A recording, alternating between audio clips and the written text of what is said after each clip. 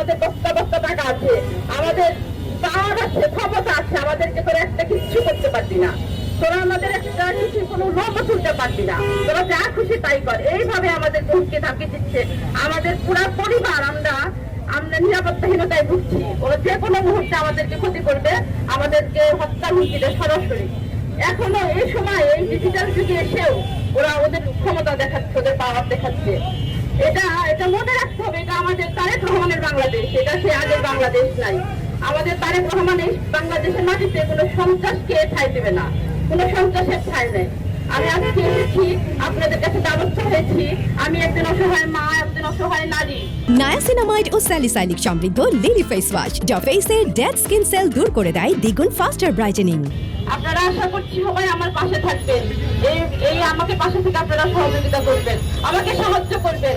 আপনাদের সাহায্যের জন্য আমি আজকে এখানে দ্বারস্থ হয়েছি আপনাদের পাশে। যতক্ষণ আমি মাননীয় ইকবাল হোসেন মাহমুদ টুটু চাচার কাছে এই অনশনের মাধ্যমে তার কাছে দাবি জানাচ্ছি, চাচা আমি আপনার মেয়ের মতো, আমি আপনার সন্তান সমতুল্য, আমি আপনার এলাকার সন্তান, আপনার এলাকার মেয়ে।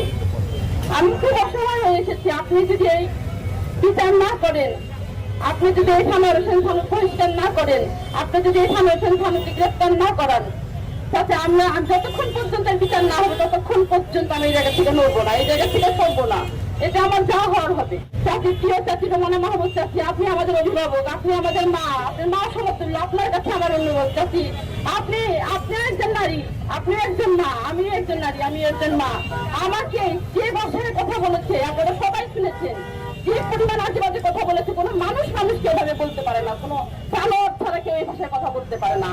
ও কি ভাষায় কথা বলে এখন এই মুহূর্তে এসে, এই সময় এসে, এই ডিজিটাল যুগে এসে ও ওপেনে আমাদের হুমকি থাকে। ইভেন এখনো পর্যন্ত, গতকাল রাত পর্যন্ত, আমি কালকে একটি সাংবাদিক সম্মেলন করেছি, এই সাংবাদিক সম্মেলন করার পর থেকে নানান ভাবে মেসেঞ্জারে, হোয়াটসঅ্যাপ থেকে শুরু করে নানান ভাবে ও এবং ওর গুন্ডা পান্ডা দিয়ে আমাদেরকে হুমকি ধামকি দিয়ে যাচ্ছে, আমাদেরকে সোশ্যাল মিডিয়ায় আজে বাজে কথা এখনো লেখার উপর আছে।